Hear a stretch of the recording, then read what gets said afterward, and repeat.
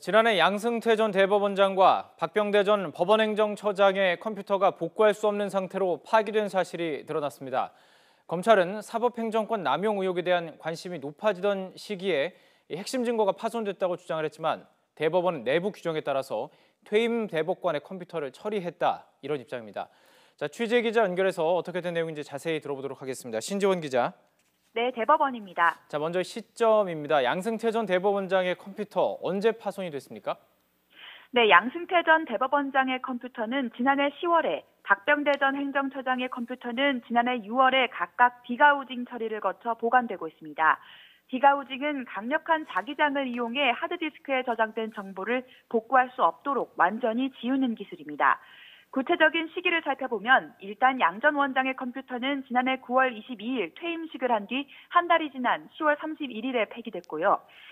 반면 박병대 전 행정처장의 컴퓨터는 대법관 퇴임 당일인 지난해 6월 1일에 폐기된 것으로 확인됐습니다. 양 전 대법원장의 컴퓨터 처리가 늦어진 이유에 대해 대법원 측은 당시 외부 일정으로 분주해서 절차가 늦어졌다고 설명했는데요. 일각에서는 민감한 시기에 사법행정권 남용 의혹을 원점에서 들여다볼 수 있는 핵심 원본 자료를 없앴다며 증거인멸 의혹이 제기되고 있습니다. 그렇습니다. 관련 의혹이 지난해부터 나오고 있었기 때문에 여러 가지 의혹이 있는 것인데요. 검찰과 대법원이 신경전을 벌이고 있다고 합니다. 양측 입장 정리해 주시죠. 네, 앞서 검찰은 사법행정권 남용 의혹에 대한 국민적 관심이 높아지던 시기에 3차 특별조사단 조사를 앞두고 핵심 증거가 파손된 경위를 확인할 필요가 있다고 밝혔습니다. 예. 이에 대해 대법원은 전산 장비 운영 관리 지침에 따라 임기가 끝난 대법관들의 컴퓨터를 통상적으로 처리했다는 입장입니다. 이번 논란과 무관한 이인복, 이상훈 전 대법관의 컴퓨터도 같은 방식으로 속어 처리했다는 건데요. 또 3차 특별조사단이 출범한 지난 2월보다 석 달 정도 앞선 시점에 미리 추가 조사 여부를 예측하고 대처한 것은 아니라고 해명했습니다. 이에 대해 검찰은 이미 손상된 하드디스크라도 검찰의 디지털 포렌식 기술로 일부 복원될 가능성이 있는 만큼 원본 조사가 필수라는 입장입니다. 네, 하지만 이 핵심 증거가 될 수 있는 하드디스크가 훼손된 상황입니다. 그러면 이제 검찰이 추가로 확보할 수 있는 자료가 있을까요?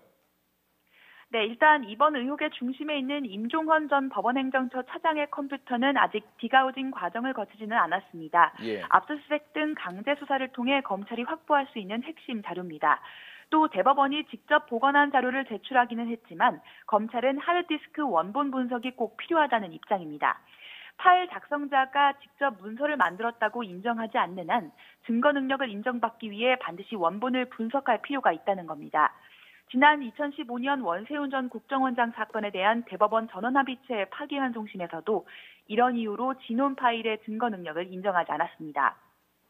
반면 전자문서를 작성한 사람이 직접 증언해서 원본 손상이 없는 사본이라고 증명할 수만 있다면 증거 능력을 인정할 수 있다고 본 대법원 판례도 있는데요. 검찰은 앞으로 압수수색 영장 청구 등 강제 수사를 통해 원본 수사의 필요성을 치열하게 다툴 방침입니다. 또 이번에 제출받지 못한 법원행정처 내부 파일이나 내부 이메일이나 관용차 기록 등 추가 자료를 확보하기 위해서라도 강제 수사가 불가피할 전망입니다. 지금까지 대법원에서 YTN 신지원입니다.